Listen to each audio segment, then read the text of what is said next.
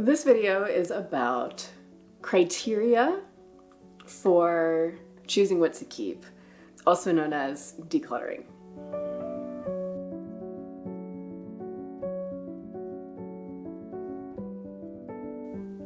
There are so many different criteria that you can use in a decluttering process to decide what to keep and what to discard that I really think there's likely to be a criteria that works for everyone. That being said, I think the key factor is to have a criteria that you choose for yourself and stick with it to the best of your abilities. Whenever we are decluttering, it's a decision-making process. And I like to be really open and honest with people about the fact that this can be scary. It can be sad. It can be joyful and wonderful and freeing. But it's not likely to be a super comfortable process for most people to go through their items and choose what to keep. And there is no completely easy way that I have yet experienced, and there's always going to be trade-offs. That is something that I recommend taking the time to sort of make your peace with as part of your decluttering process.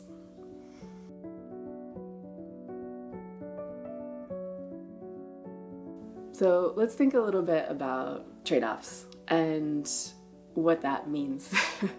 What that means, especially in the modern world. Unless you are already a minimalist before watching this video, or unless you have recently lived through a tragedy in which you've lost everything you have, then likely you're watching this video because you have too many things in your life to be able to live the way you want to live.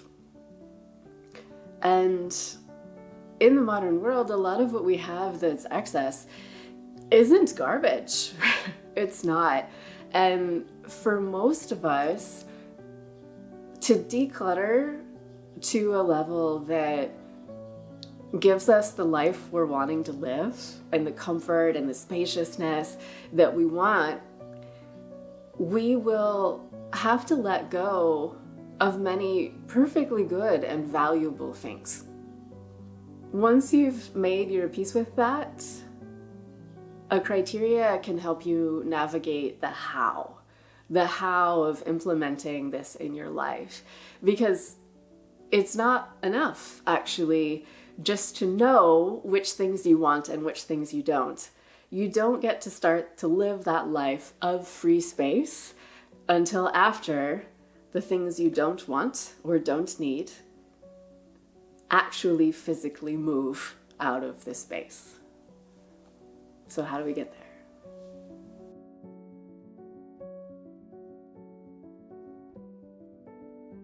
So a couple of criteria I don't recommend, and I don't recommend them from my own experience. I've tried these criteria myself, or I've seen clients who've used these criteria, and I've seen what can happen, and it's not necessarily what you want if you're trying to downsize.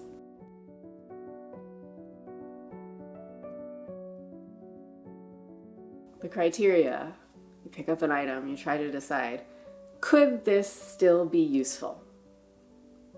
The downside of this one is that with enough creativity and enough determination, nearly anything can be useful.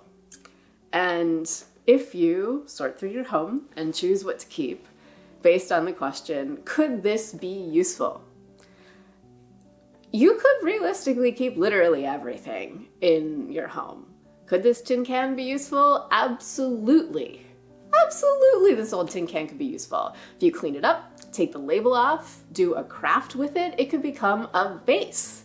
It could become a vase for the dried flowers that you still have from 3rd grade that are covered in dust. And don't worry, I had my own dried flowers from 3rd grade that were covered in dust. Mine turned out not to be precious and not to have a place in my future, but yours might. That being said, if we keep every tin can that comes into our lives, because we could do something with it, it could serve a purpose, it could be useful, it won't take as long as you think for your home to have quite a few tin cans. And if you're applying this concept across the board to could it be useful, not only will you have quite a few tin cans, you'll have quite a few washed and ready to reuse Ziploc bags. And you'll have lots of junk mail to use as scrap paper for notes. And you'll have toilet paper tubes that could also be used as a craft supply or shredded into bedding for your pets. And you can probably extrapolate from here. If we ask the question, could this be useful? It can take us not toward decluttering. It can take us actually to accumulating more and more and having less and less space in our lives.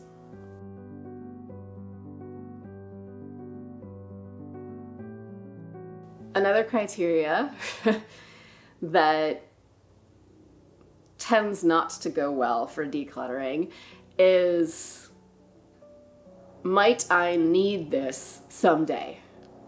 It's going to take you further down your decluttering journey than could this be useful.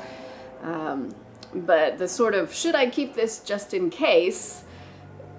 Well, you can still end up keeping a lot of things. Those Band-Aids from 20 years ago in the bathroom, they're still sealed.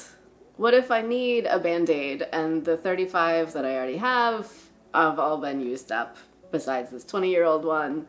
Absolutely, I could keep that just in case.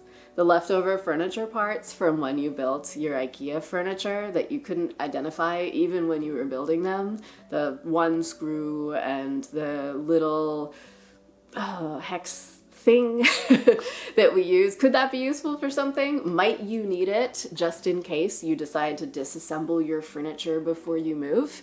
You might. And so you can end up keeping a lot of things just in case. What if I need a black t-shirt someday, even though I hate wearing black? What if I need it just in case I have to go to a funeral that is casual and requires a t-shirt but is black? And so you can probably see that, much like with could this be useful, just in case can lead to a lot more keeping than we want during a discarding process.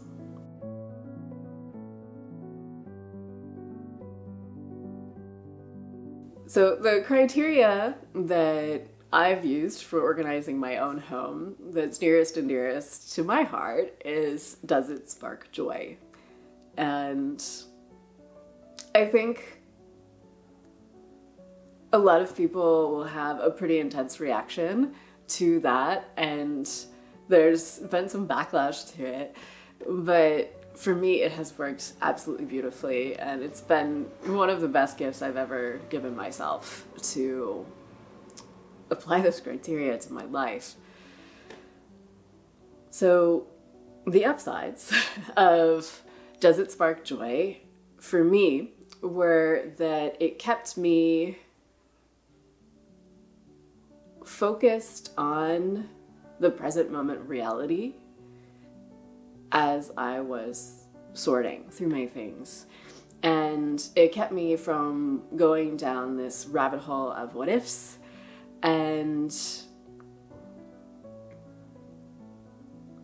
it turned my experience of organizing my home into an incredible journey of getting to know myself in a way that I hadn't before, and letting my own feelings and preferences become my physical reality. And what a gift it has been for me to spend the past years of my life, I think 6 now, living surrounded by things that bring me joy. It's like nothing I did before. The criteria, does it spark joy, works best within the context of the KonMari method, in my experience. And that means you go in a specific order, you tidy up all at once. I highly recommend reading Marie Kondo's books or working with a consultant if you want to go through it. But a brief summary would be that you work from easiest to hardest in your decision making. And as you practice asking yourself this question, does it spark joy? You become more and more skillful with discerning your own feelings and discerning what's important to you, so that you can warm up with things like holding a shirt and does it spark joy, and it's feeling soft against your skin and you know it fits perfectly and you know it's a color that makes you look bright and fresh and it does feel like it sparks joy. And you practice with things like that until by the time you get to, does this bathroom cleaner spark joy? You're so skillful with making these decisions that criteria actually works. And believe it or not, you might end up with cleaning products that spark joy and thus a cleaning experience that sparks joy by the time you're done.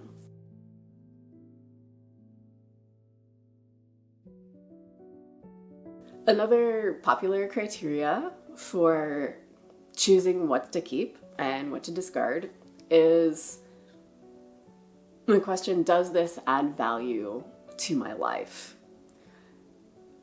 And to me, in my own experience, spark joy and does this add value to my life actually end up providing really similar results.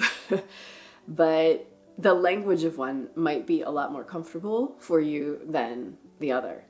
So when you're going through your home and asking, does this add value to my life? It's things that serve a purpose that is relevant for you and things that bring you joy that can add value to your life as well.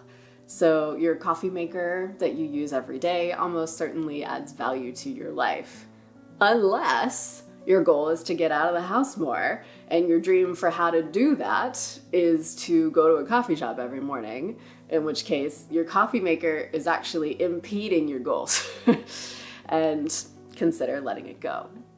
So the challenge with does this add value to my life is you need to have some clarity about the life you really want to be living to know whether something's adding value to your life or just perpetuating a habit that you already have. So I highly recommend taking a little time to think through how you really want to be living your life if you're going to use this criteria. And once you have clarity about that, the kind of life you want to be living, the things you want to be doing, this criteria can work absolutely beautifully. And you might find yourself going through a pile of old receipts. Does this add value to my life? Most of the time the answer is going to be no, but if your goal is to have meticulously organized tax records, your receipts might bring so much value to your life. The thing is, you would need to know what that goal is first.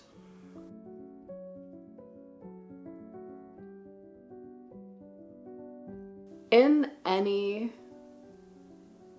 decision-making process for choosing what to keep or choosing what to let go of, you'll be working with trade-offs. And the trade-off, no matter what the criteria, is going to be have the item or have the space the item used to take up. How you decide between the item or the free space is what the criteria is for. You can actually use this as a criteria in and of itself. And it's one that I've seen be profoundly impactful for people. Let's say you're feeling stumped. And would I rather have this pair of slippers, or would I rather have more free space in my life? Would I rather have these cards, or would I rather have more free space in my home?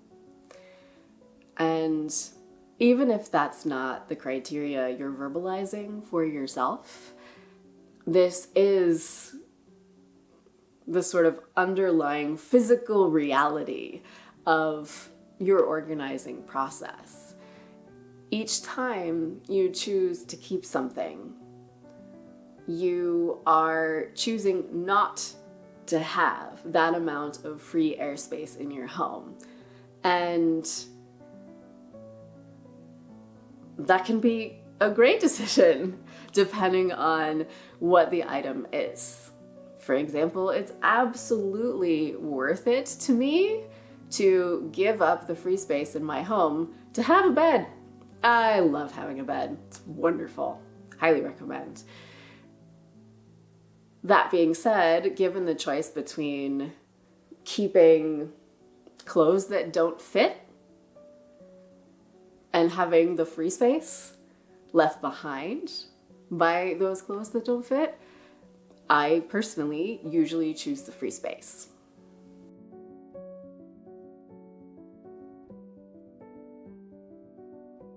Once you've chosen your criteria for how you want to make decisions about what to keep, most people need some kind of support as you are putting that into action in your physical reality and starting to move real objects around. What I did in my own home the first time I tidied was write myself a sign, a very casual sign in messy handwriting on a piece of scrap paper, and tape it onto the wall. And it said, "Does it spark joy?" And when I would catch myself sitting on the floor, sorting through a pile of clutter and thinking, but what if? I would glance up at the wall and see, does it spark joy? And it would prompt me to go, oh yeah, I wasn't actually planning to sit on the floor for hours and hours imagining all the terrible things that could happen if I discard the wrong thing. I was committed to choosing things that spark joy and seeing how that worked in my life. So a sign is an option. A buddy is an option. Either a person in your life who can be trusted to support you specifically by reminding you of what you want to do. For example, if they see you, holding a shirt, a book, whatever it is, and agonizing over it for 20 minutes, would they have the self-control to say, does that spark joy for you? That can be an amazing help. Most of the time, I think you need a professional buddy to get that level of support. I don't know many people other than professional organizers who are able to keep their own opinions out of your organizing process. So if your buddy has agreed to just prompt you, does it spark joy or does it add value to your life? And what's happening in reality is they're like, you don't need that, throw it away. That's a completely different kind of support that might not actually be support. Consider a sign or a professional instead. That can go the other direction too. If someone has offered to help you and reminding you of what you are doing and keeping you on track, and they're saying, don't get rid of that, you look wonderful in that shirt. This is similarly likely not actually help. It's just company, and it could make your organizing process more difficult.